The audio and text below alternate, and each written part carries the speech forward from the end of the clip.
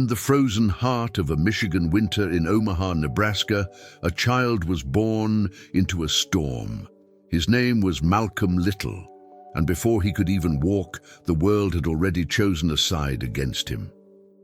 It was May 19th, 1925, when his mother, Louise, gave birth to him in a small wooden house surrounded by snow and silence. Outside, the land stretched flat and cold, but inside that fragile home lived a fire, a family marked by faith, by struggle, and by the unrelenting shadow of America's oldest sin. Malcolm's father, Earl Little, was a tall, proud preacher with thunder in his voice. He followed the teachings of Marcus Garvey, the black nationalist who dared to proclaim that black people should stand tall, build their own destiny, and never wait for freedom to be given.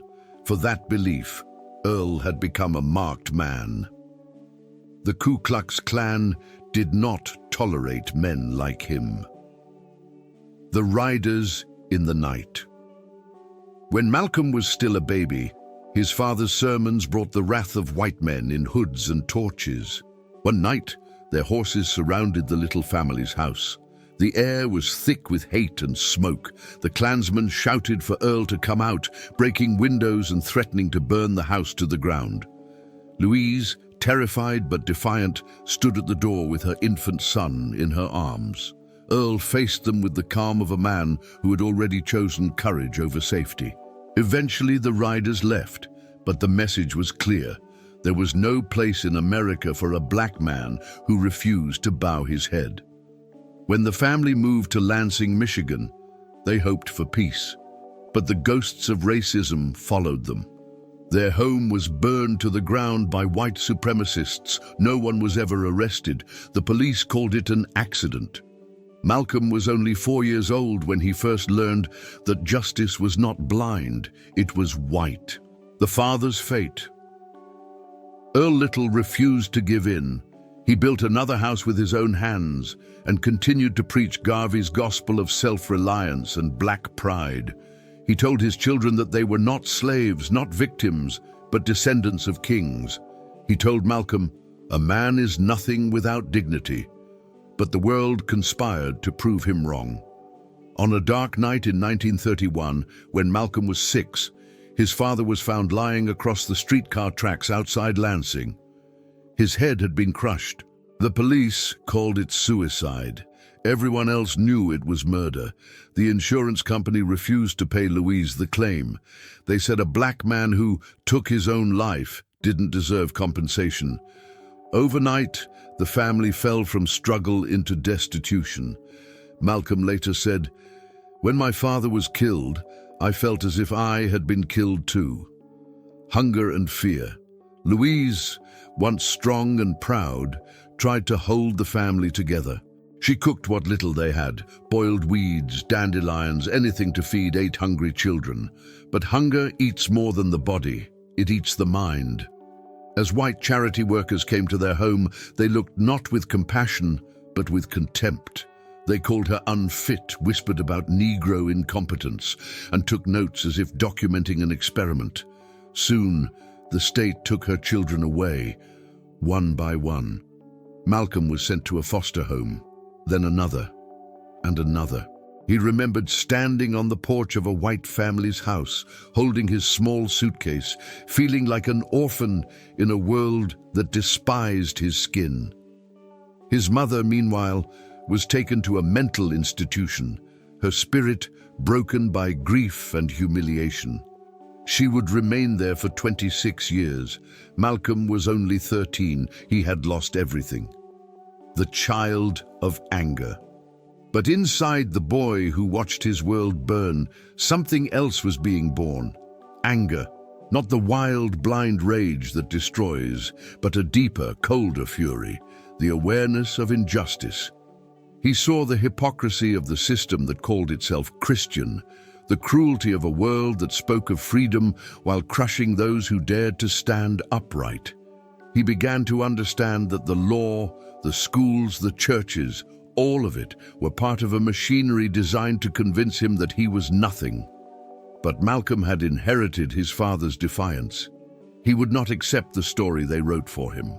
When his white teachers praised him for his intelligence, he felt a dangerous hope until the day one of them told him the truth that America demanded he learn. "You're smart, Malcolm," the teacher said, "but you should be realistic. A lawyer? No. Why don't you think about carpentry?" It was the moment he realized that no matter how hard he worked, the door of the world would remain closed. He would not beg to be let in. He would break it down. The spark. That night, he lay awake staring at the ceiling of his foster home, his mind racing. Somewhere between the boy and the man, a decision formed, a vow. He would never again accept what white America told him he was. He would write his own name, his own truth. He didn't yet know what form that fire would take, whether it would consume him or transform him, but he knew this. He would never bow his head again. He would leave behind the ashes of Lansing, the whispers of pity, and the empty promises of equality. He would become someone new, someone dangerous. And the boy named Malcolm Little would soon walk into the streets of Boston and Harlem, not as a victim, but as a storm. "Every time you think you have to bow down, remember my father," he would later say. Remember the man who would rather die standing than live on his knees. The boy who watched the world burn was ready to strike the match himself. After his father's death and his mother's breakdown, Malcolm Little was a child with no anchor, a soul adrift in a country that had no mercy for boys like him. He was quick-witted, sharp-tongued and observant, but the world had already decided what he was allowed to be. He lived among strangers, foster homes, institutions and temporary families who saw him not as a son, but as a case number. His clothes were second-hand, his meals rationed, and every night he slept with the feeling that he had been misplaced in a story written by someone else. He was 13 years old, but he already understood something most grown men never do. That poverty and racism were not accidents. They were systems designed to crush the spirit before it could rise. The bright student. Despite the chaos of his life, Malcolm excelled in school. His grades were among the best in his class, his vocabulary rich, his curiosity endless. Teachers praised his brilliance, his confidence, his charm. For a while, he believed them. He thought that perhaps if he worked hard enough, the world might let him belong. He even told one teacher he dreamed of becoming a lawyer, not for fame, but to defend those no one else would. The teacher smiled at first. Then, with a tone both patronizing and final, he said, "You're good with your hands, Malcolm. Maybe you should be a carpenter. Law is no profession for a colored boy." That single sentence struck like a whip. Malcolm never forgot it. It was his first true lesson in America's unwritten law, know your place. He smiled politely, said nothing, and went home in silence. That night, something inside him began to close. If education could not set him free, he thought, then perhaps freedom had to be taken, leaving school behind. By the time he was 15, Malcolm stopped caring about school altogether. He dropped out after 8th grade, convinced that the system was a cage built to train obedience, not intelligence. He left the foster homes and drifted toward the city, to Boston, where his half-sister Ella lived. She was independent, proud, and unlike anyone he had ever known. Ella lived in Roxbury, one of the few black neighborhoods in Boston that pulsed with music, laughter, and defiance. For the first time, Malcolm saw black men in fine suits, black women walking with confidence, jazz clubs alive with rhythm and rebellion. It was a different world, dangerous, intoxicating, alive. He felt like he was breathing for the first time. The streets of Boston, in Roxbury, Malcolm began to shed his old self. He straightened his hair with lye, a painful ritual that burned his scalp, but promised to make him look respectable. He wore zoot suits, wide-brimmed hats, and sharp shoes. He learned how to dance, flirt, and talk his way into anywhere. He got a job shining shoes at the Roseland Ballroom, where Duke Ellington and Count Basie played under golden lights. The music, the movement, the glamour, it all felt like freedom, even if it was only an illusion. By day, he shined the shoes of rich white men. By night, he watched the world of hustlers and dreamers, gamblers and gangsters, all chasing the same thing: escape. He was drawn to them, to the danger, the thrill, the refusal to live quietly. He began running small errands for street players, numbers running, delivering booze, learning the trade of survival. The boy who had once wanted to be a lawyer was learning another kind of law, the one written in the backrooms of Harlem and the alleys of Boston. The double life. Malcolm became known as Detroit Red for the reddish tint of his hair. He wore his nickname like armor. By day, he was polite, well-spoken, a model of charm. By night, he was sharp, unpredictable, hungry. He learned to gamble, to steal, to survive. He watched con men lie with a smile and ministers preach with deceit. He saw that corruption lived in every class, every race. He once said later, "The only difference between the street hustler and the politician is the suit." That cynicism was his protection. It kept him from believing in the false promises of equality that had already broken his family. A child made of anger and fear. Yet beneath the bravado, Malcolm was still that child who had watched his father's body dragged from the tracks, who had seen his mother taken away in handcuffs. Every laugh was a disguise, every act of rebellion a way to forget the pain of being unwanted. He learned to bury fear beneath pride, to hide shame behind wit. But deep down, he was still haunted by hunger, not just for food, but for meaning. He wanted to understand why his life had been reduced to struggle, while others were born into ease. He wanted to understand why the law protected some and punished others. But there were no teachers left for him, only the streets. The descent begins. As the years passed, Malcolm's name became known in Boston's underworld. He started running with gamblers, thieves, and hustlers. He stole from rich families, sold drugs, and carried guns. His intelligence, once praised in classrooms, now made him dangerous. He was clever enough to stay ahead of the police for a while. But life in the shadows is a debt that always comes due. At 20, he was living in Harlem, running numbers and committing robberies with a small crew. The danger thrilled him. The money made him feel powerful. He said later, "I was the kind of Negro who had learned that if you can't join them, beat them or rob them."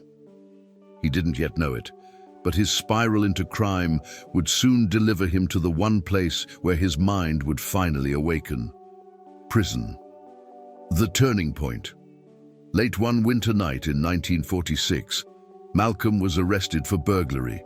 The judge looked down at him with the cold certainty of white justice. For the same crime, a white man might have gotten 2 years. Malcolm got 10. He was 21 years old when the cell door slammed behind him, but inside that cage, something extraordinary was waiting. The boy of fire and fear was about to meet silence, and in that silence, he would find himself. He would read, he would write, he would think. And when the prison gates opened again, Malcolm Little would be gone.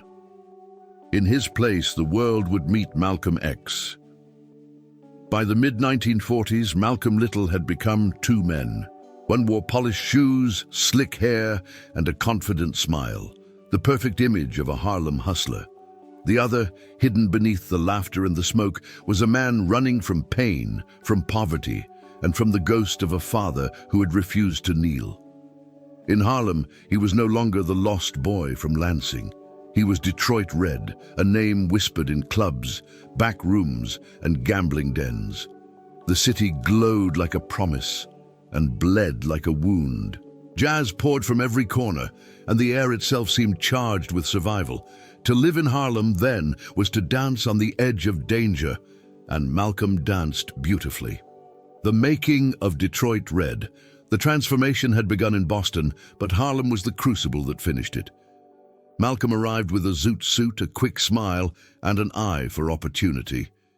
He drifted between jobs, shoe shiner, waiter, dishwasher, but none of that mattered. What mattered was the night, the pulse, the hustle. He learned the economy of survival. Everything had a price. Trust, loyalty, even truth. He sold marijuana to musicians, ran numbers for gamblers, and occasionally fenced stolen goods. He could charm anyone, talk his way into anything, and walk away untouched. His intelligence, once dismissed by teachers, had become his greatest weapon. He studied people like books, learning when to flatter, when to threaten, when to disappear.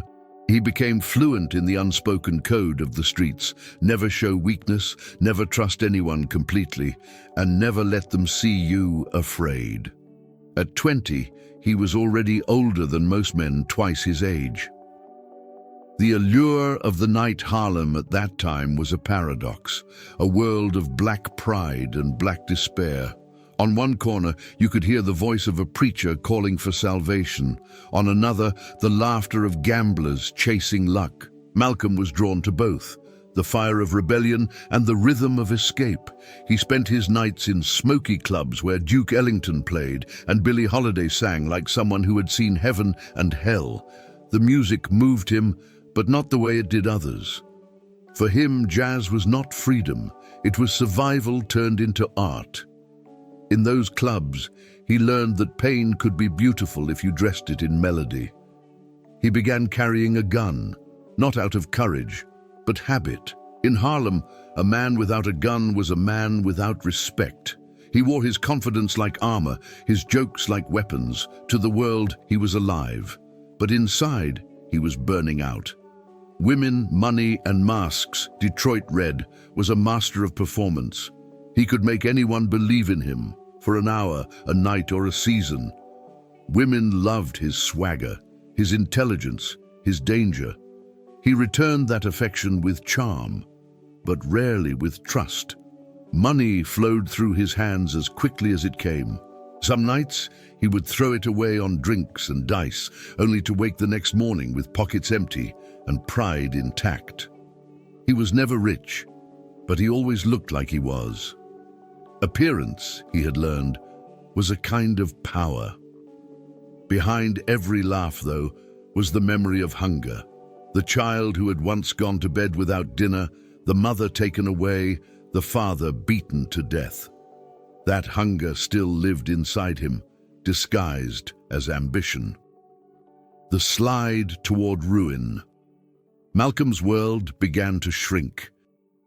He gambled more, drank more, stole more. The boundaries of right and wrong blurred. The streets of Harlem that had once felt alive now began to close in around him.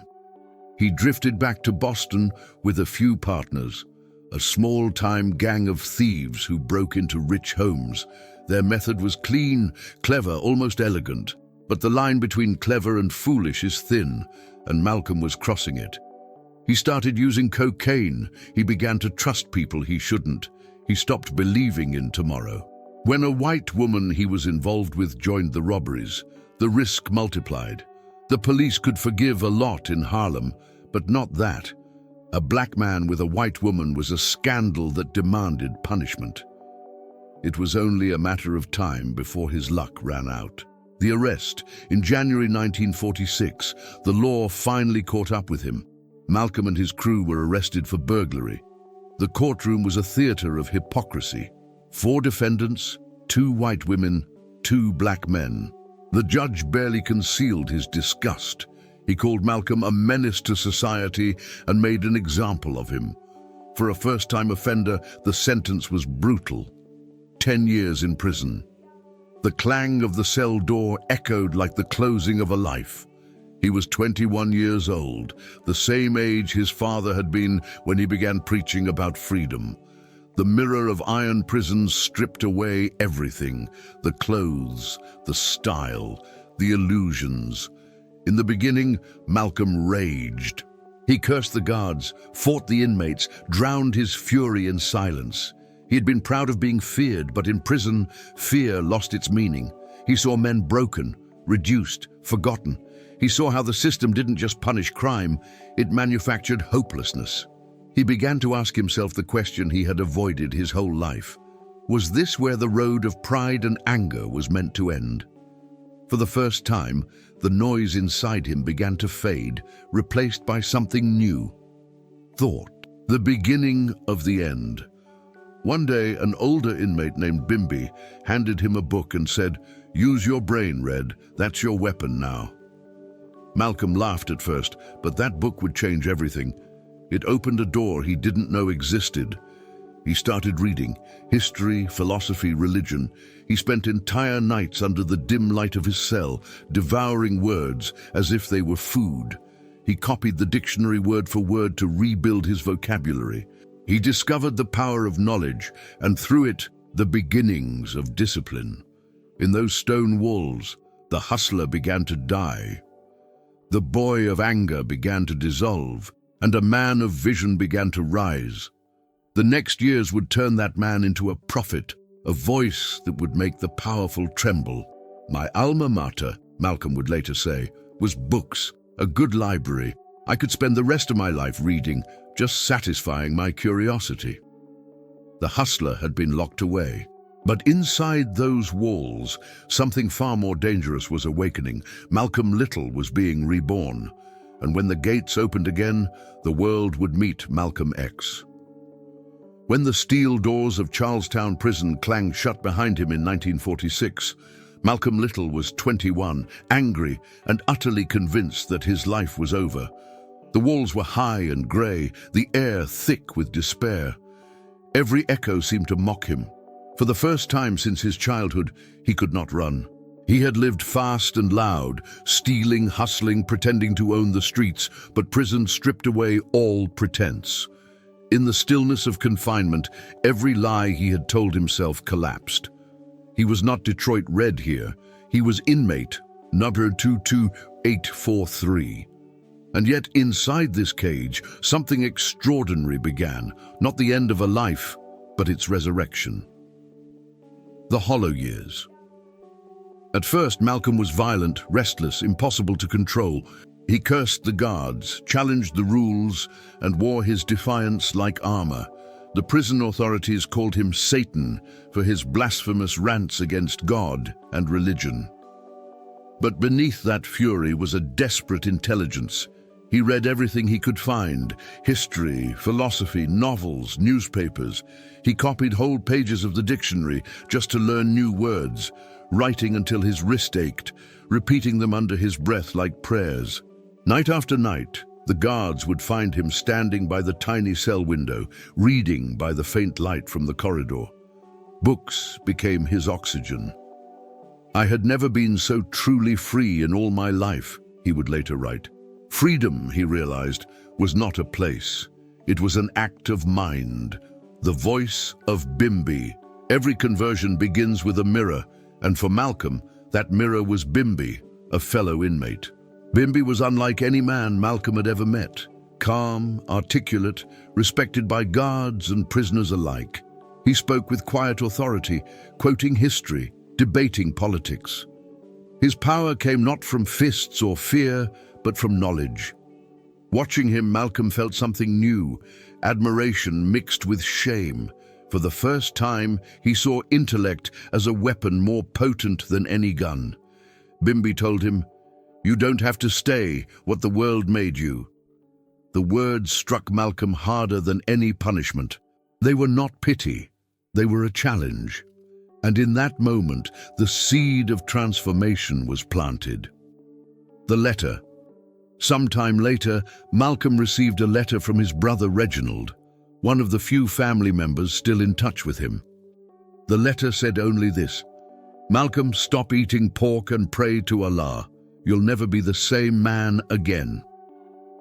At first, Malcolm laughed. Religion had always seemed to him a tool for the weak. But Reginald wrote again. explaining the teachings of the Nation of Islam, a movement led by Elijah Muhammad that preached that the black man was divine, that the white man was the devil, and that salvation lay in self-discipline, knowledge, and separation from a corrupt society. The idea was electrifying. For a man who had been told all his life that he was worthless, here was a faith that declared him sacred. Malcolm began to read Elijah Muhammad's writings. Each line seemed written for him, a man crushed by a system built on lies. He stopped eating pork, stopped cursing, stopped fighting. He prayed. He fasted. He taught himself restraint. The anger that had once devoured him began to transform into purpose. The awakening over time, Malcolm's cell became a classroom. He read voraciously, history, theology, sociology, literature. He studied the slave trade, colonialism, revolutions. He discovered how his people had been erased from the pages of history, how even language itself had been used as a weapon of domination. He learned that words were power, and he meant to master them.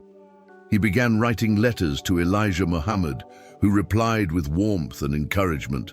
The two men had never met, but their correspondence became the backbone of Malcolm's spiritual rebirth. Elijah Muhammad told him that his last name, Little, was a slave name, an inheritance of bondage. One day, when he was ready, he would cast it off and take a new one, a single letter, a mark of both loss and liberation. X, the scholar of the cell. Malcolm's transformation astonished everyone around him. Guards who had once feared him now respected him. Fellow inmates sought his advice. He organized debates, led discussions, taught others to read. He had entered prison a hustler. He would leave it a teacher. The words of Elijah Muhammad gave him a moral center, but the books gave him structure, discipline, language. He devoured Plato and Kant, Marx and Du Bois, but filtered everything through the lens of his new identity. Every page he read was another weapon against ignorance. Every sentence was a step away from the boy who had once believed the world's definition of him. Education is the passport to the future, he would later say, for tomorrow belongs to those who prepare for it today. The end of Malcolm Little. By 1952, after 7 years in prison, Malcolm was no longer the man who had entered those walls. He had shed every illusion, every mask. He had even shed his name. The night before his release, he wrote one final letter to Elijah Muhammad, pledging his life to the Nation of Islam. He signed it for the first time as Malcolm X, the unknown name of his lost ancestors, the name of freedom.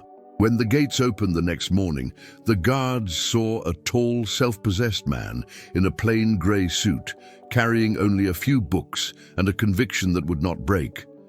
He walked out of prison as if stepping onto a stage. The world had not changed, but he had. And soon, the streets that once devoured him would echo with his voice, a voice that would shake America to its foundation. "I told the world what prison taught me," he said later. "If you think you're free, even in a cell, but if you don't think, you're already in one." The prisoner had become the prophet. When the gates of Charlestown prison opened in 1952, Malcolm X stepped into a world that did not recognize him. He walked out with his back straight, his speech measured, his mind sharper than it had ever been. He had entered a criminal and emerged a man of conviction. The streets of Boston and Harlem still moved to the same rhythm of hustlers, gamblers, and dreamers, but Malcolm no longer saw glamour in them. He had learned too much, lost too much. What once looked like freedom now looked like a chain. He had found a new purpose, and that purpose had a name: Elijah Muhammad. The new faith. The Nation of Islam was still small when Malcolm joined. Its temples were modest, its following mostly urban poor, men and women searching for dignity in a country that denied it to them. But to Malcolm, its message was revelation. Elijah Muhammad preached that the black man was the original man, the first and rightful ruler of the earth. He taught that the white race was a deviant creation, a race of oppressors destined to fall. It was a radical theology, part religion, part political awakening, and entirely intoxicating for those who had lived in chains of shame. For the first time, Malcolm believed he understood the structure of his suffering. It was not personal, it was historical. He was not broken. He was part of a people rising. He threw himself into the work with absolute devotion. The disciple under Elijah Muhammad's mentorship, Malcolm X became a student of oratory, discipline, and moral rigor. He rose early, fasted often, prayed 5 times a day, and abandoned every vice that had once ruled him. He quit smoking, refused alcohol, and embraced celibacy until marriage. His old arrogance turned to confidence, his anger to purpose. He moved with the precision of a soldier and the calm of a man reborn. He studied Elijah Muhammad's teachings like scripture. When he spoke of the honorable Elijah, his voice softened. To Malcolm, this man was not just a leader, he was the living proof that redemption was possible. The honorable Elijah Muhammad taught me, Malcolm would say later, that I could rise above the white man's system, that I could stand upright, that I could be free. The preacher emerges. The Nation of Islam quickly recognized his gift for speech. His prison education, his street experience, and his raw charisma made him unlike anyone they had ever seen. In meetings and street corners, Malcolm spoke with a fire that electrified his listeners. He mixed the cadence of the pulpit with the precision of a scholar. His words were not polite, they were surgical. He told black men to stop drinking, stop gambling, stop chasing false dreams. He told women to reclaim their pride, to walk with dignity. He declared that the white man was not their savior, but their enemy, and that self-respect could not come from imitation. We don't hate the white man, he said, but we know he is the cause of our condition, and we will no longer beg for what is ours by right. To the poor, he offered discipline. To the humiliated, he offered pride. To the hopeless, he offered identity. And his audience grew. The fire spreads. By 1954, Malcolm had been appointed minister of Temple No. 7 in Harlem, one of the most important mosques in the Nation of Islam. Under his leadership, membership exploded. He opened new temples across the country, in Boston, Philadelphia, Detroit, and beyond. He traveled relentlessly, speaking in schools, prisons, and on radio stations. Wherever he went, people listened. His words cut through despair like lightning through darkness. He was eloquent, fearless, magnetic. Journalists called him dangerous. The FBI called him a threat. The more America tried to ignore him, the louder he became. The philosopher of pride. To the press, he was the face of a new kind of black defiance, unapologetic, unbowed, and unwilling to play the role of the patient victim. While other leaders preached integration and forgiveness, Malcolm spoke of self-defense and separation. He called the white man the devil, not metaphorically, but as the living symbol of historical oppression. His words shocked the country, but they resonated with thousands who were tired of waiting for justice to arrive politely. "We are not outnumbered," he said. "We are out-organized." To the youth of Harlem, he was not a preacher. He was a prophet of truth. To the establishment, he was a nightmare made flesh. The newspapers called him the angriest man in America. But Malcolm's anger was not chaos, it was precision. It was the logic of a man who had seen too much injustice to believe in civility. The man and the movement. Malcolm's success drew admiration and suspicion. The FBI had been tracking the Nation of Islam for years, fearful of its growing influence. Agents infiltrated temples, recorded speeches, and labeled Malcolm as a potential subversive. At the same time, within the nation itself, jealousy began to grow. Elijah Muhammad's other ministers resented Malcolm's fame, his charisma, his growing power. Malcolm, unaware or unwilling to see the danger, remained loyal. He saw himself as nothing without his teacher. "If I am anything," he once said, "it is because the Honorable Elijah Muhammad made me so." But in the shadows, The seeds of betrayal were already sprouting. The transformation of a nation. By the late 1950s, Malcolm X had turned the Nation of Islam from a fringe sect into a national force. Its membership rose from a few hundred to tens of thousands. Its message reached the streets, the prisons, the ghettos. He appeared on television, debated white journalists, and faced off with reporters who called him racist. His calm, intelligent defiance shattered stereotypes. When they tried to provoke him, he smiled, a smile colder than anger. "You don't integrate with a sinking ship," he told one reporter. "You get your own boat." He was not asking for equality. He was demanding autonomy. The rise of the messenger, Malcolm, had become the public voice of the nation, but fame is a dangerous blessing. The higher he rose, the more he began to see cracks in the foundation of the movement he loved. Rumors spread of Elijah Muhammad's misconduct, of hypocrisy, of moral failings. At first, Malcolm refused to believe them. He defended his mentor with unwavering loyalty. But truth, once seen, cannot be unseen. The man who had once saved him from ignorance was becoming the very kind of figure he had warned against, a leader blinded by his own power.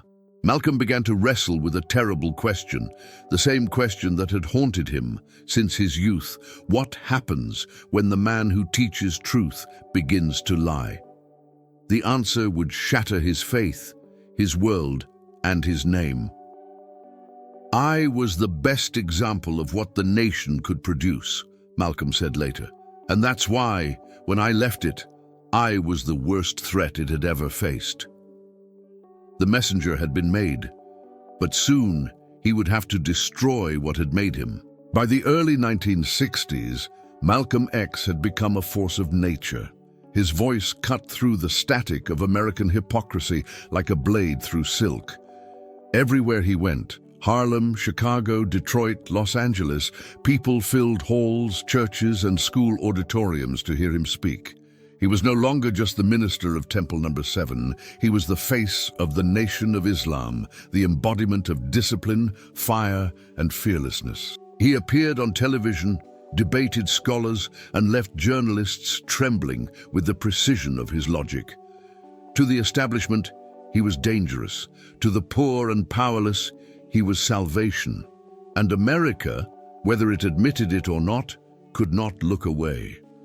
The fire on the airwaves television had made him a star, though he despised the word. His interviews, especially those on programs like Meet the Press and The Mike Wallace Show, were unlike anything the American public had ever seen. He did not shout. He did not beg. He spoke with a quiet authority that turned every question into a mirror. When reporters asked if he hated white people, he smiled faintly and said, "I don't hate anybody. But I'm not blind. I just see the reality of what this society has done to my people."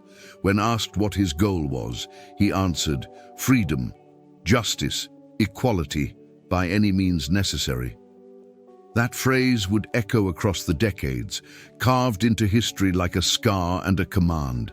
Malcolm X was no longer preaching religion. He was articulating revolution, the collision of two Americas.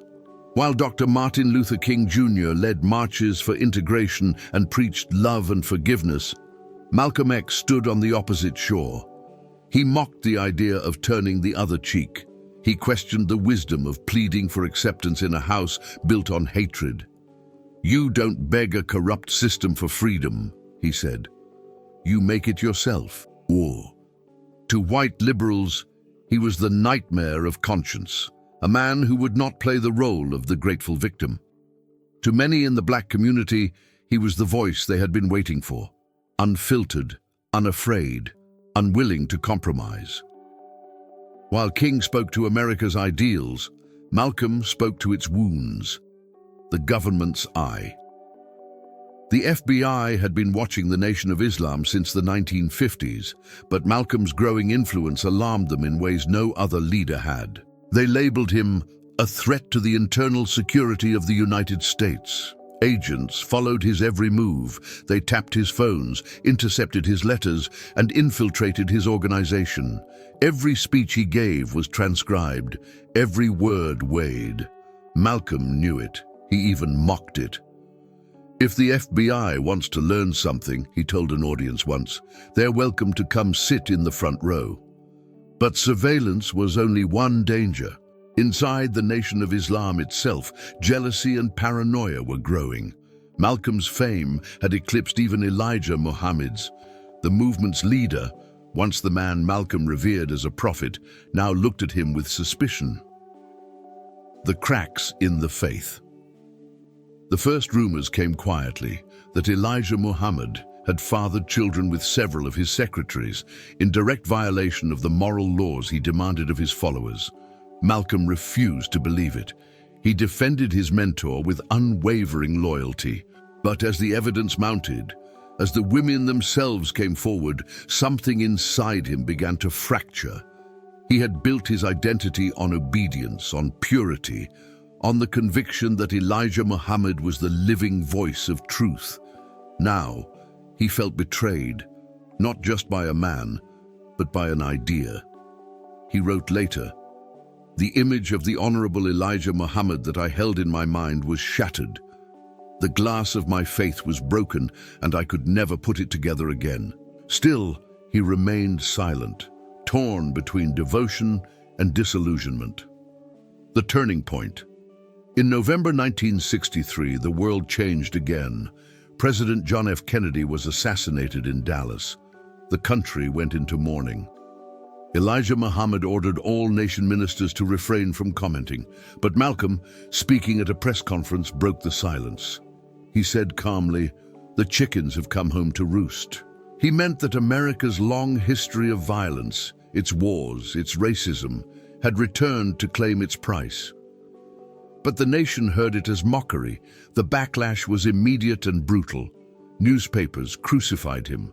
Politicians denounced him. The Nation of Islam suspended him indefinitely.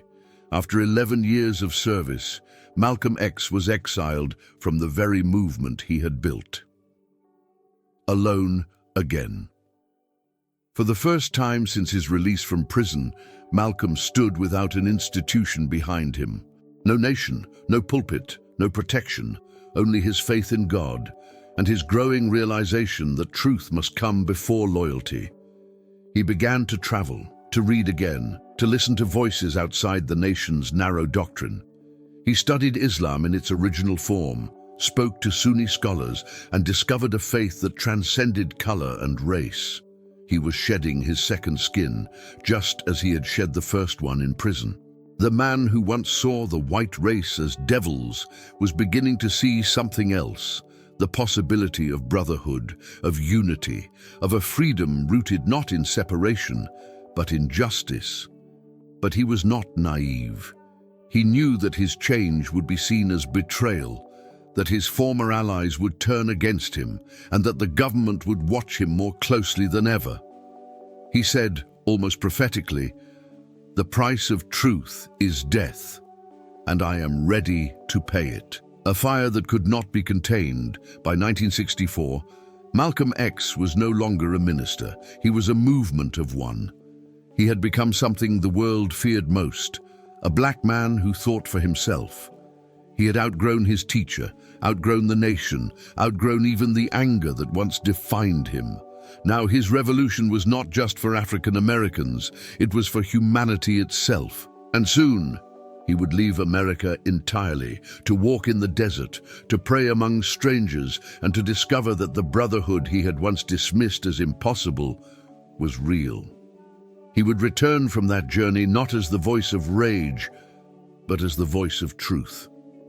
"My journey is not to escape America," he said. "It is to understand what America has forgotten, its soul." The hustler had become the prophet. The prisoner had become the teacher. And now, the teacher was becoming something greater still, a man reborn in faith, ready to face the final test of his life. By 1964, Malcolm X stood at the edge of two worlds, one that had made him and another that was waiting to consume him. He had given 11 years of his life to the Nation of Islam, built its temples, expanded its followers, and turned its obscure message into a national movement. But now, the house he had helped build was turning against him. The moment he said, "The chickens have come home to roost," the line that linked him to Elijah Muhammad snapped. He was silenced, exiled, stripped of his authority. But worse than that, he was alone. The exile Malcolm's suspension became permanent. The Nation of Islam announced that his relationship with Elijah Muhammad was over. At first, he refused to believe it. He wrote letters to his former mentor, pleading for reconciliation. He sent word through intermediaries, promising loyalty if only he could return to service. No answer came. He tried calling the Chicago headquarters. They hung up on him. The man who had once called himself the voice of Elijah Muhammad was now an outcast. But as isolation deepened, something else began to rise, a new clarity.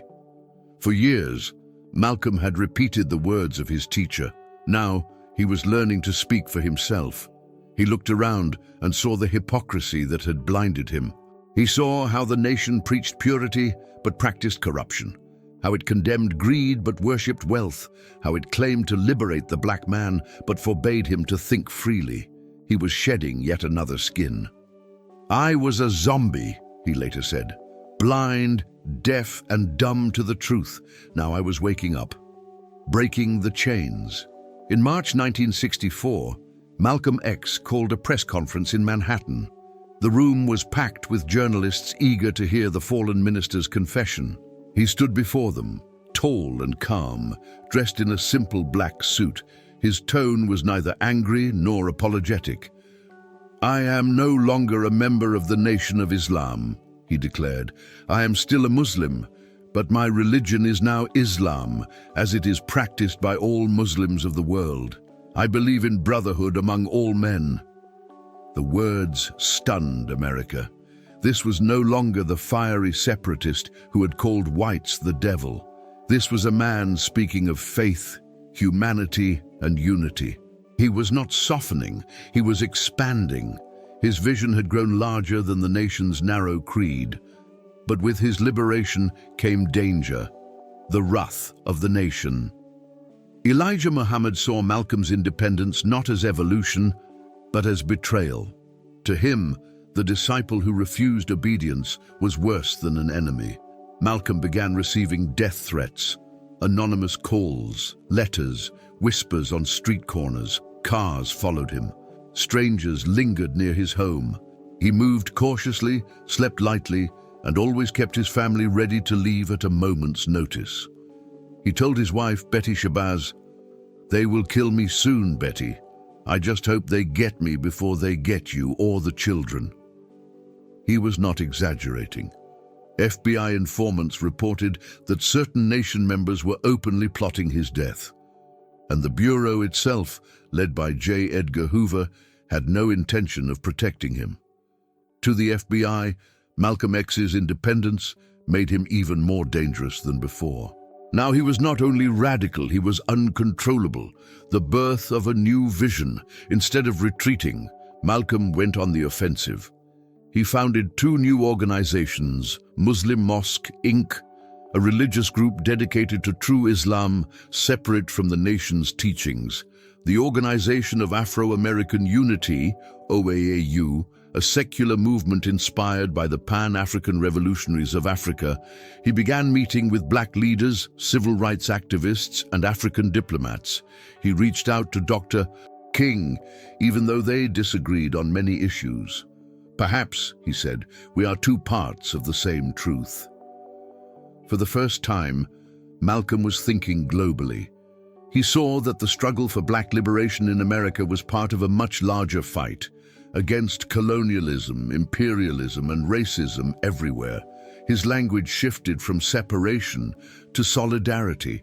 He was no longer saying, "The white man is the devil." He was saying, "The oppressor is the system, and the system can be changed." Or the pilgrimage. In April 1964, Malcolm boarded a plane to Saudi Arabia to make the Hajj, the holy pilgrimage to Mecca. He had dreamed of this journey for years, but it was more than religion that drew him. It was the search for truth. He wanted to see Islam as it existed beyond race, beyond America's poisoned color lines. In Mecca, surrounded by Muslims from every corner of the world, Africans, Arabs, Persians, Asians, Europeans, he saw something he had never seen before. Equality, not as theory, but as reality. Men with blue eyes called him brother. He ate from the same bowl as people who, in America, would have refused to sit beside him. It broke something open in him. "What I have seen," he wrote in a letter home, "forces me to rearrange much of my thought. I have eaten and prayed with men whose skin was whiter than any white man's, and their spirit of brotherhood was genuine." He signed the letter not as Malcolm X, but as El-Hajj Malik el-Shabazz, the name he took after his pilgrimage. The man who had once divided the world into black and white now saw only the unity of mankind. The return. When Malcolm returned to America, he was different, calmer, broader, wiser. But the country he returned to was not ready for him. The government still saw him as a threat. The Nation of Islam now saw him as a traitor, and the people, his people, were still divided between those who followed King's dream and those who had once found power in Malcolm's rage. But Malcolm was no longer fighting only for Black America. He was fighting for humanity itself. He began traveling across Africa and the Middle East, meeting leaders like Gamal Abdel Nasser of Egypt and Kwame Nkrumah of Ghana. He spoke before the Organization of African Unity, urging the nations of the world to recognize racism in America as a crime against humanity. He was building a bridge between the struggles of black people in America and the anti-colonial revolutions of Africa. The FBI called this a dangerous internationalizing of the Negro problem. They were right. The prophet in the crosshairs. As his vision expanded, his enemies closed in. The nation wanted him silenced. The FBI wanted him contained. The press wanted him misquoted. But Malcolm X, now El-Hajj Malik el-Shabazz, refused fear. "I am a marked man," he told a friend. "But when I die, the truth will live." He began to speak more openly about unity, justice, and peace. But the shadow of death was never far behind. Every speech he gave, he checked the exits first. Every time he stood at a podium, he scanned the faces in the crowd. He had left behind every false belief, but he could not leave behind destiny. And destiny was already waiting for him in Harlem. "I'm not here to die for hate," he said in his final months. "I'm here to live for truth. And if they kill me for that, it will not be a death. It will be a beginning." The boy from Lansing, the hustler from Harlem, the prisoner, the minister, the pilgrim, had now become something larger than all of them, a man who had conquered fear.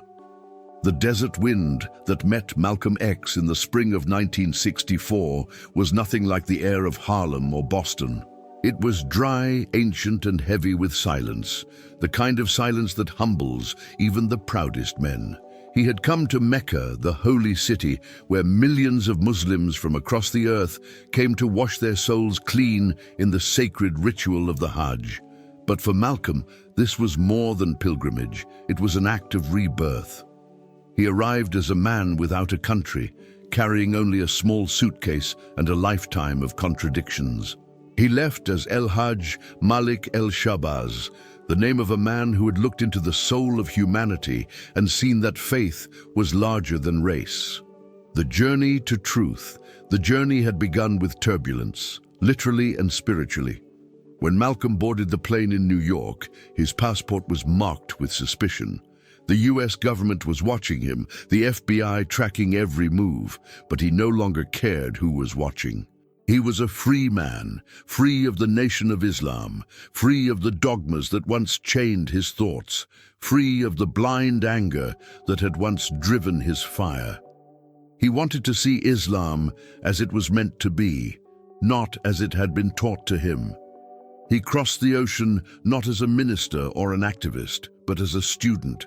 He landed first in Egypt, where he was greeted by President Nasser's officials, then traveled through Lebanon, Nigeria, and Ghana, before finally reaching Jeddah, the gateway to Mecca. The world opened before him, and everywhere he went he was treated not as a black man, but as a brother. "I have eaten from the same plate, drank from the same cup, and slept on the same rug," he wrote, while praying to the same God with fellow Muslims whose eyes were the bluest of blue, whose hair was the blondest of blonde, and whose skin was the whitest of white. Those words, written from a small hotel room in Mecca, would become the heartbeat of his final transformation. The miracle of brotherhood. The rituals of the Hajj are timeless. Men and women circling the Kaaba, standing shoulder to shoulder, stripped of all titles, all wealth, all difference. Malcolm, dressed in the simple white robes of the pilgrim, felt something he had never felt before: absolute equality. In that vast ocean of faith, there was no white or black, no superior or inferior. There was only surrender to God and to the truth that all human beings were kin. He saw how Islam, when practiced in its purity, erased the barriers that had defined his life. He wrote to his followers in America, "Never have I witnessed such sincere hospitality and overwhelming spirit of true brotherhood as is practiced by people of all colors and races here in this ancient Holy Land. It has forced me to rearrange much of my thought and to toss aside some of my previous conclusions." For the first time, Malcolm wept, not out of sorrow, but from the release of hatred he no longer wished to carry. The man who had once called the white race the devil now saw that evil was not a color, it was a condition of the soul. Letters from Mecca. The letters he wrote from Mecca became manifestos of transformation. They were filled with humility, wonder, and the language of a man discovering the vastness of humanity. To his wife, Betty Shabazz, he wrote, "You may be shocked at the changes which are taking place in me. I have met blonde-haired, blue-eyed men I can call my brothers." He signed every letter as El Hajj Malik El Shabazz, the name given to him during his pilgrimage. It was the name of a man who had finally reconciled the contradictions of his past. Anger and peace, pride and humility, rebellion and faith. Across the world. When the pilgrimage ended, Malcolm did not return home immediately. He traveled across Africa and the Middle East, meeting presidents, scholars, and revolutionaries. In Ghana, he met Kwame Nkrumah, who was leading the first wave of African independence. In Nigeria, he was given the honorary title Omowale, meaning the child has returned home. In Algeria, he met freedom fighters who had survived torture in their struggle against colonialism. Everywhere he went, he saw the same pattern: oppression dressed in different languages, different colors, different flags. And everywhere he went, he found brothers and sisters who recognized in him a kindred spirit. The Pan-African leaders saw in Malcolm X something rare, a man who could connect the American struggle to the global fight for liberation, the global Malcolm. By the time he returned to America, Malcolm was no longer just a national figure. He was now an international voice, a man who had seen the unity of mankind with his own eyes and returned with a message that terrified his enemies. He told the world that the oppression of Black Americans was not a domestic issue, but a violation of human rights. He sought to bring America before the United Nations to expose its racism to the eyes of the world. To the US government, this was unacceptable. To the FBI, it was treason. To the Nation of Islam, it was proof that Malcolm had gone too far. But Malcolm no longer lived for their approval. He said, "I no longer see things as American problems or Negro problems. I see them as part of the struggle of the oppressed against the oppressor everywhere on earth." He was not speaking of vengeance anymore. He was speaking of justice, not division, but awakening. The man who returned. When Malcolm stepped off the plane at JFK Airport in May 1964, Reporters swarmed him, expecting the old firebrand. Instead, they found a man transformed, gentle, centered, but still unbreakable. When one journalist asked if he still believed that all white men were devils, he paused, looked the man in the eye, and said calmly, "My experiences have broadened my perspective. I believe there are sincere people of all colors who are truly committed to ending the evil of racism." It was a sentence that made headlines across the country. It was also a death sentence within the Nation of Islam. The return to Harlem.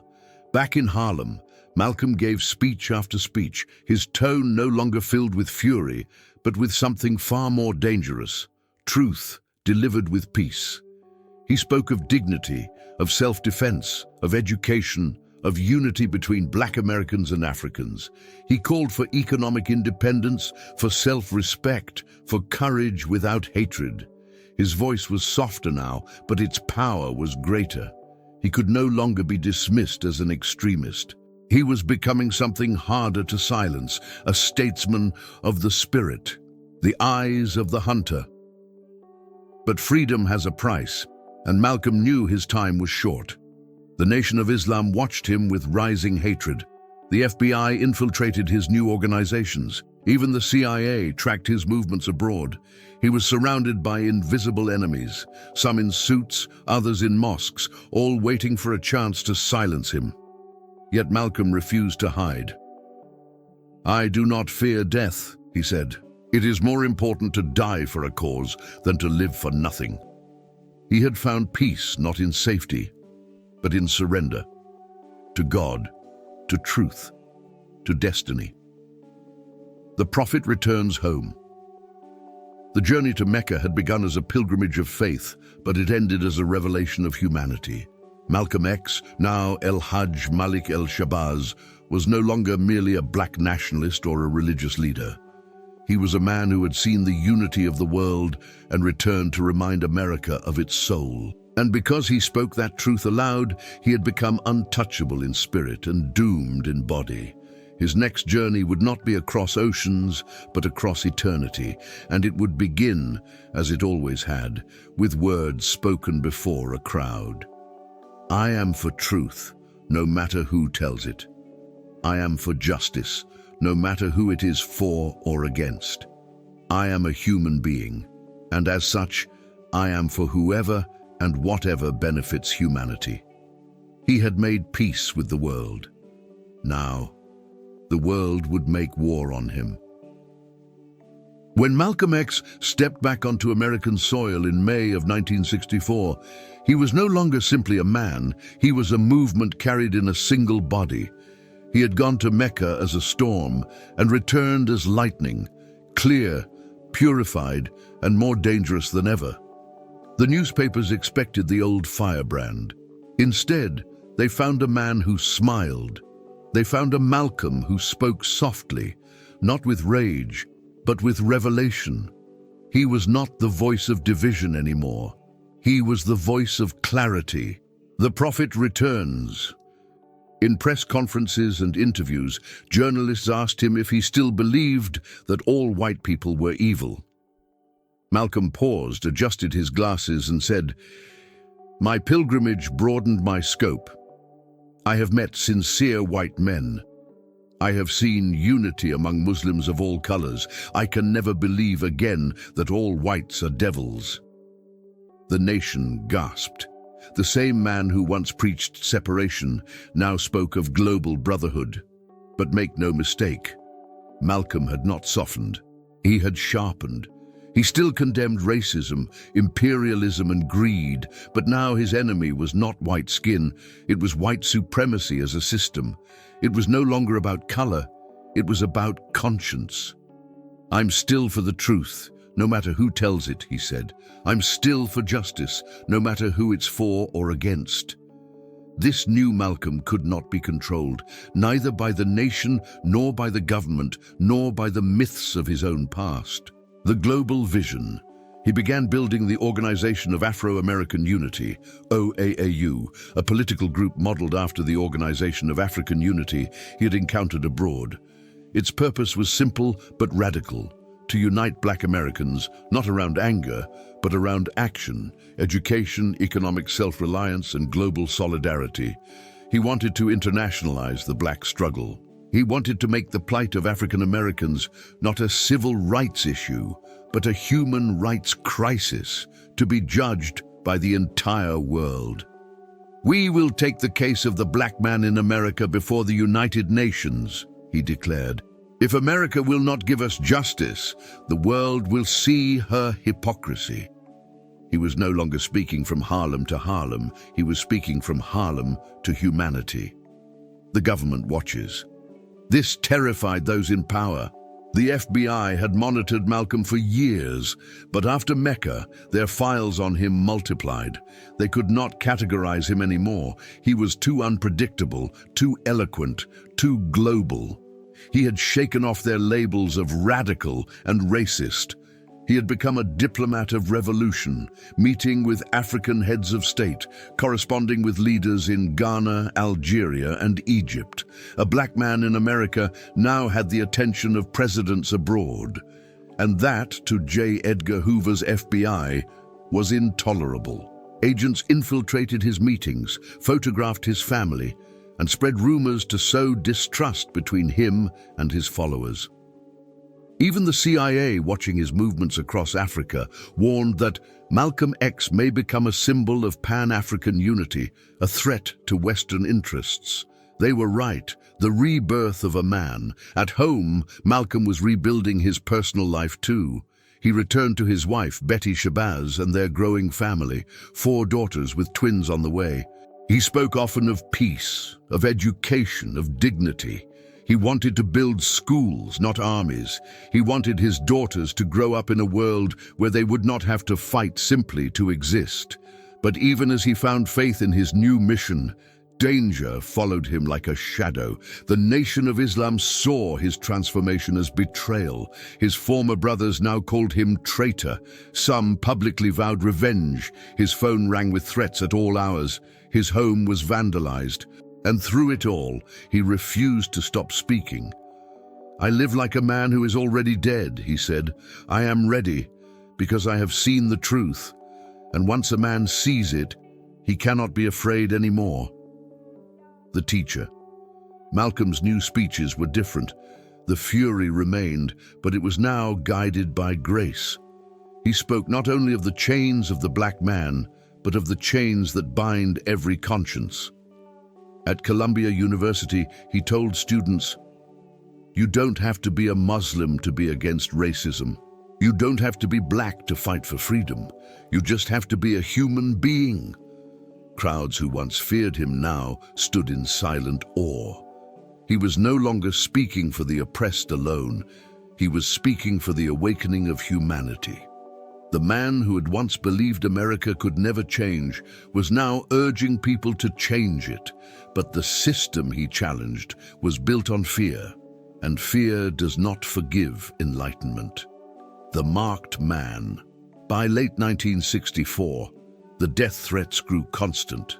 He was followed everywhere, by Nation of Islam men, by government agents, by shadows he could not name.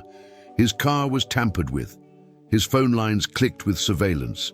Friends warned him to flee, to take his family and go into hiding. Malcolm refused. He said he would not run from truth any more than he had run from injustice.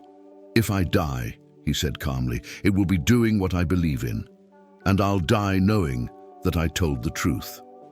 There was no paranoia in his voice, only peace, fire and water. The world saw a different Malcolm now, one who carried both fire and water in equal measure. He could still ignite a crowd, but he could also calm it. He could still roar like thunder, but he could also whisper wisdom like prayer. He was not trying to destroy America anymore. He was trying to cleanse it. "America needs to understand Islam," he said in one of his last interviews, "because this is the one religion that erases from its society the race problem." He was not preaching conversion. He was offering redemption. And yet, that redemption was a mirror too many refused to look into. The calm before. In early 1965, Malcolm began receiving warnings that his life was in imminent danger. He had already escaped one assassination attempt when his car's brakes were cut, but he refused bodyguards. He refused to move away. "My life belongs to God," he told Betty. "If he wills me to die, there's no hiding from it." His faith was absolute now, not in men, but in destiny. He spent his last weeks working tirelessly, speaking nightly, and writing his autobiography with journalist Alex Haley. It would become the testament of his life, a book that would change generations. He spoke of truth, of unity, of the meaning of freedom, as if racing against time itself. A man transformed. Malcolm X had once believed the world was divided by color. Now he saw that it was divided by conscience. He had once believed violence was the only language the oppressor understood. Now he believed that understanding itself was a form of revolution. He had become what every empire fears most, a man who could not be bought, silenced, or broken. And in February of 1965, the forces of fear would come for him at last. But Malcolm X was no longer afraid of death. He had already died once, the night he shed his slave name. Now he was ready to live forever. "You can kill the revolutionary," he said, "but you can't kill the revolution." The boy who watched his father die had become the man who refused to bow. And even as the gunmen moved toward him, his final vision had already been born. A world where truth could no longer be silenced. By early 1965, Malcolm X lived as a man surrounded by ghosts. He had broken from the Nation of Islam, defied the government, and outgrown the definitions that once confined him. He spoke of love, of unity, of humanity, but he was a marked man, living in the crosshairs of enemies who understood only fear. The storm that had followed him all his life had grown darker, and he knew that soon it would break. The price of freedom everywhere. Malcolm went, danger followed.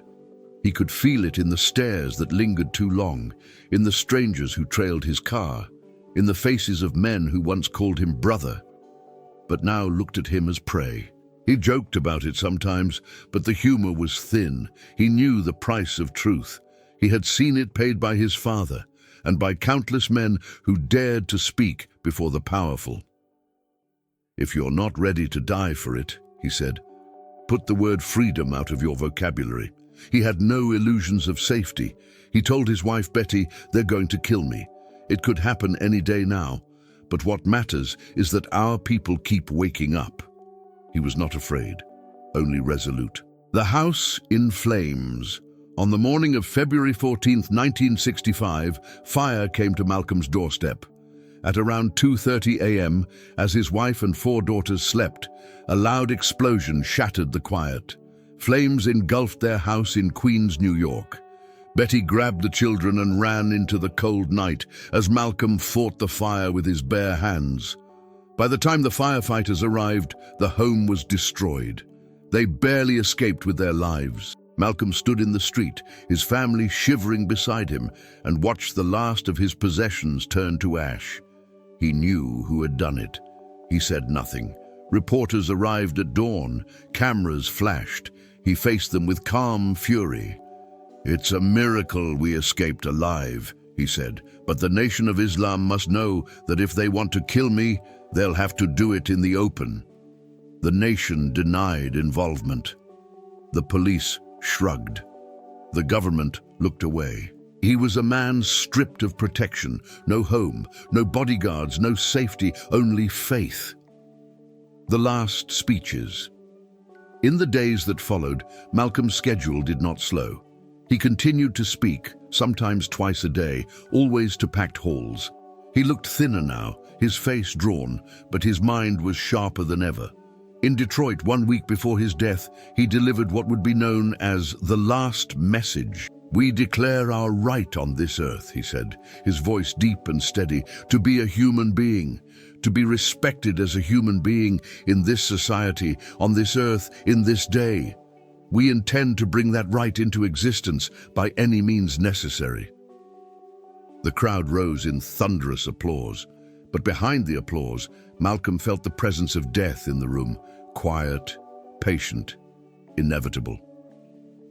The calm before. He moved with quiet acceptance now. He told friends he could feel his time running out. "I've seen too much death to be afraid of it," he said. "What I fear is dying without meaning." His wife begged him to take a break, to rest, to think of their children, but Malcolm was past rest. His life had become a mission, and he would not leave it unfinished. He told her gently, "If I die, I want you to remember that I was doing what I believed in. Don't let them turn me into something I'm not. Don't let them silence my voice." At night, he prayed longer than usual. His faith was no longer angry, no longer political. It was pure, steady, and intimate. The Audubon Ballroom. On February 21, 1965, Malcolm was scheduled to address the Organization of Afro-American Unity at the Audubon Ballroom in Harlem. He arrived early, as always, wearing a dark suit and glasses, carrying his notes. Betty and their daughters sat in the audience. The room was warm, filled with the hum of anticipation. A few men moved nervously through the crowd, one carrying a hidden shotgun, two others with pistols beneath their coats. Malcolm walked to the podium and greeted the audience with a smile. He looked tired, but peaceful. "Assalamu alaikum," he began. "Peace be unto you." The crowd answered, "Wa alaikum salam." At that moment, chaos exploded. A man in the front row shouted, "Get your hand out of my pocket." Malcolm turned his head toward the disturbance. Then came the thunder. The shots' gunfire filled the air, 21 bullets in 9 seconds. People screamed and dropped to the floor. Betty threw herself over her children. Malcolm X fell backward, his chest and jaw torn apart. He was pronounced dead at 3:30 p.m. He was 39 years old. In the silence that followed, the smoke lingered in the ballroom like grief that refused to leave. The assassins were caught, but the truth of who sent them would remain forever tangled in shadows. Part nation, part government, part conspiracy of fear. What mattered now was not who fired the gun, but what those bullets could not kill. The funeral. 5 days later, thousands gathered in Harlem to honor him. Men and women who had once feared him now wept openly. Reporters, politicians, students, and street preachers all came to see the man who had been both hated and revered. The actor Ossie Davis delivered the eulogy. His voice trembled as he said, "Malcolm was our manhood, our living, black manhood. This was his meaning to his people, and if you understood him, you would know why we must honor him." Outside, the people lined the streets for miles. They raised their fists, not in anger, but in respect. And as the coffin passed through the crowd, a chant rose like prayer. "Long live Malcolm, long live Malcolm." The immortal. The bullets had ended his body, but not his message. His words lived on, in classrooms, in protests, in the hearts of those who refused to bow. He had told the truth before it was safe, and he had died before it was fashionable. He had come from the ashes of poverty and risen to challenge the empire itself. And even as they buried him, the world began to realize that Malcolm X was not gone. He had only changed form, becoming voice, memory, and symbol. "If you think I'm dead," he had said once, "you are wrong. I will be alive as long as you remember what I said." The hustler had become the prophet, the prisoner had become the teacher had become the martyr, and from his blood 1,000 voices would rise. The death of Malcolm X did not silence his voice, it amplified it. When the gunfire faded from the Audubon Ballroom, his blood still warm on the floor, it seemed for a moment that the world had lost him. But what the assassins could not understand was that men like Malcolm do not die in the usual way. He'd lived his life as a sermon, every word a spark, every action a declaration of freedom, and now his death would become the echo that awakened a generation. The world had killed a man, but it had birthed a legend. The aftermath. The news traveled like a shockwave, from Harlem to Lagos, from Chicago to Cairo, from Detroit to Accra. The name Malcolm X was whispered, shouted, mourned, and immortalized. The newspapers printed his death in black ink and white lies.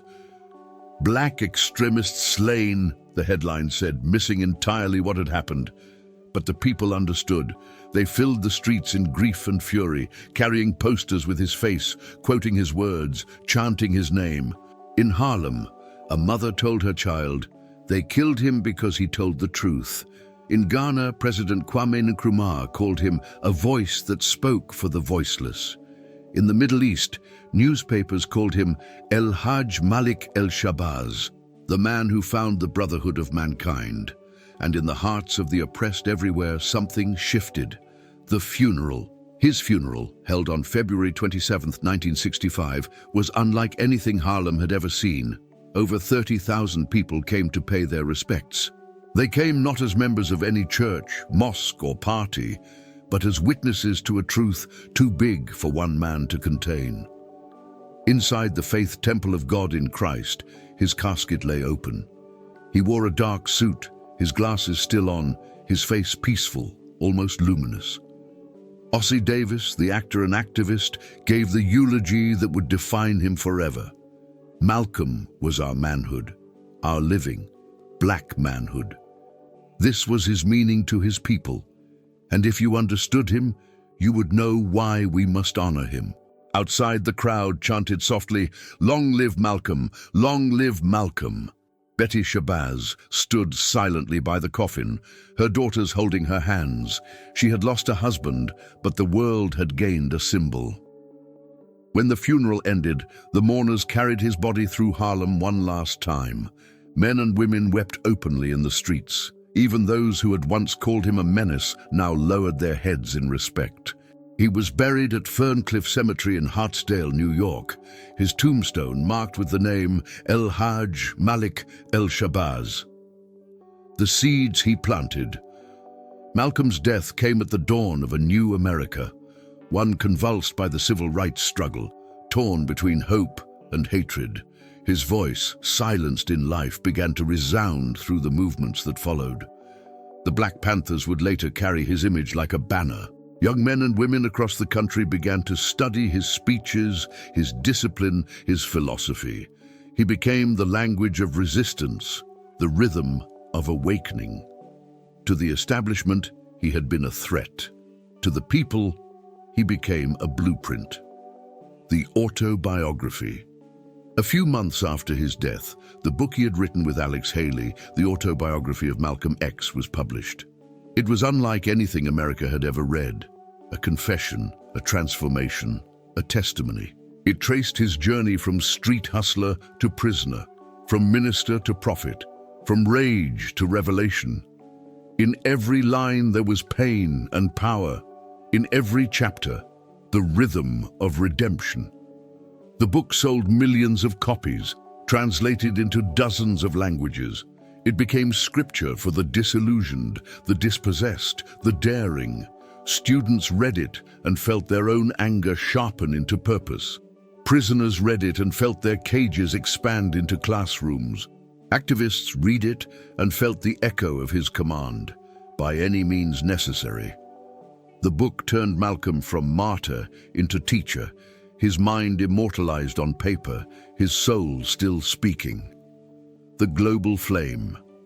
In Africa, Asia, and the Middle East, Malcolm's transformation from nationalist to humanist inspired movements far beyond America's borders.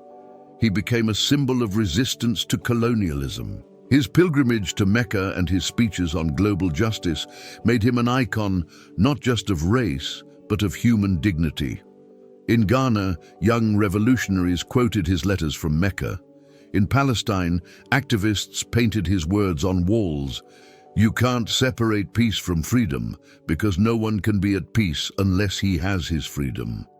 Even in Europe, where he had never set foot, his name became synonymous with courage that refused compromise. The man who had once been called dangerous now stood in the pantheon of world heroes. The family. After his death, Betty Shabazz carried his legacy like a torch through sorrow. She raised their 6 daughters alone, pursued a doctorate, and became an educator and activist in her own right. She spoke of Malcolm not as a saint, but as a man who had grown, learned, and changed until the very end. He was not perfect, she said, but he was true, and truth is all a man needs to live forever. Their daughter Atala said later, "My father didn't die when they shot him. He lives wherever people dare to think freely." The man and the myth. Over the decades, Malcolm X's image evolved, from extremist to visionary, from radical to prophet. For years, his story was sanitized, softened, or misunderstood, but time has a way of peeling away distortion. The truth that remained was this: he was a man who refused to accept the world as it was. He spoke not just of black liberation, but of human transformation, and he never stopped changing. That, perhaps, was his greatest message, that growth is the highest form of rebellion. The Circle of Fire.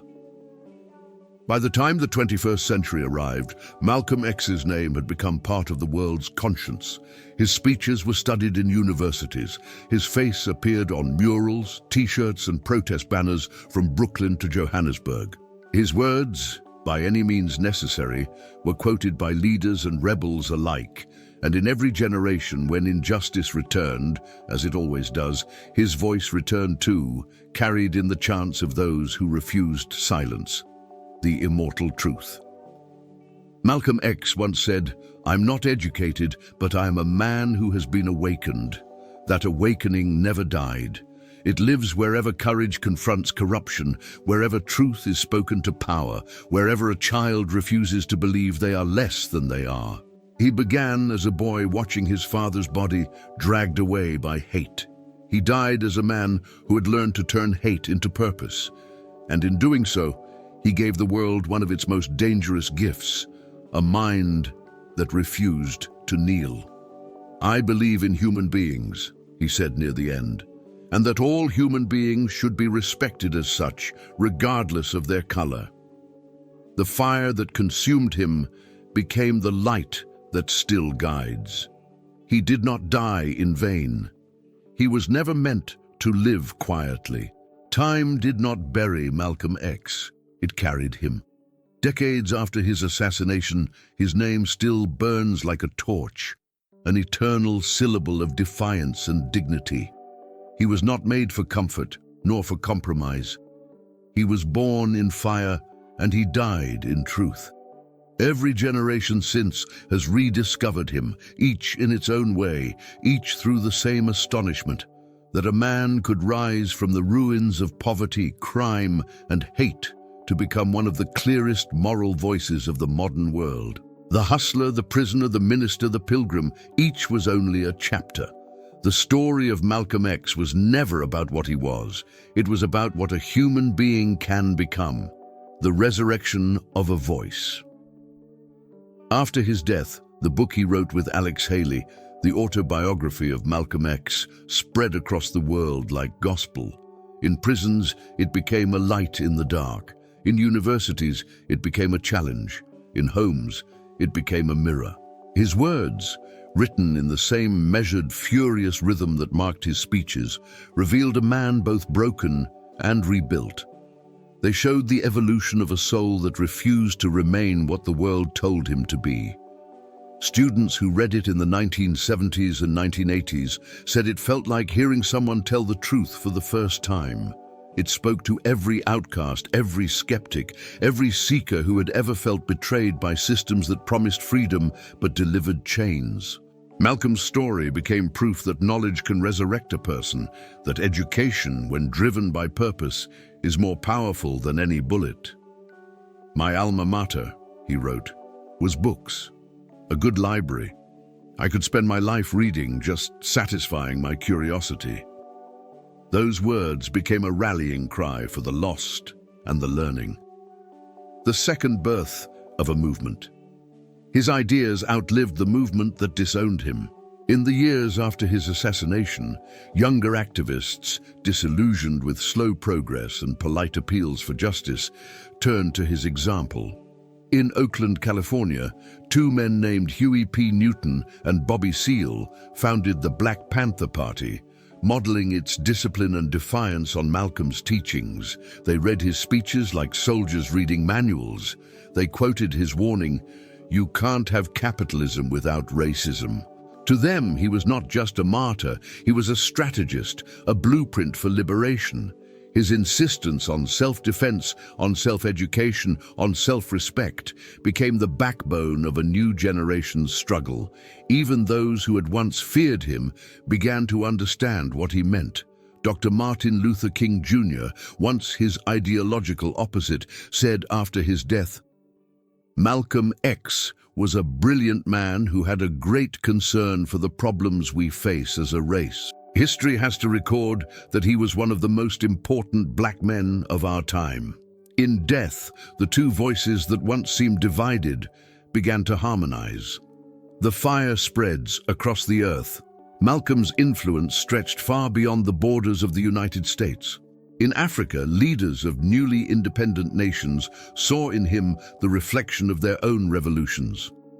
In South Africa, his ideas would echo decades later in the speeches of Steve Biko and Nelson Mandela.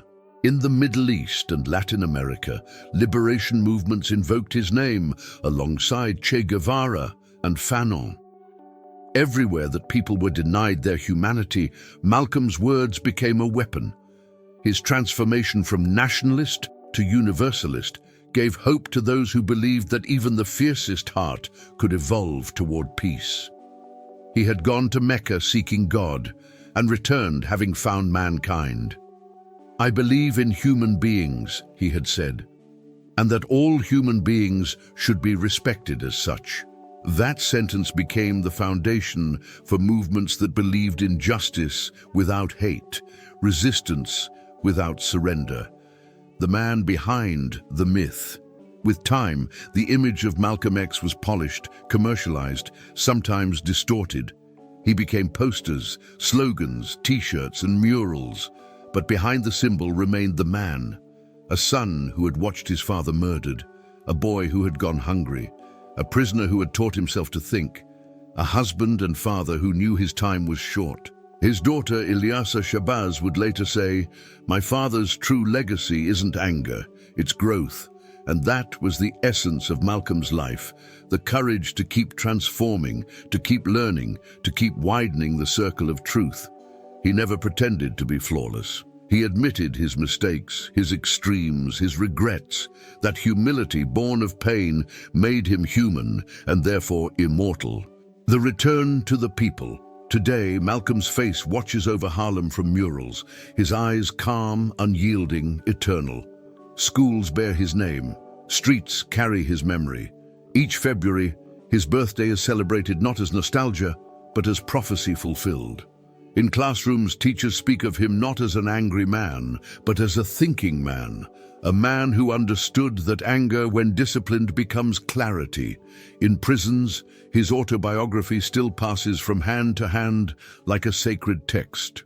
And in movements for justice around the world, from Black Lives Matter to the uprisings of youth in the streets of Tehran and Santiago, his words still march, "By any means necessary." Those words are not a call to violence. They are a call to responsibility, to act, to think, to refuse to wait for permission to be free. The end that was a beginning. More than half a century after his death, historians still debate Malcolm's politics, his theology, his contradictions.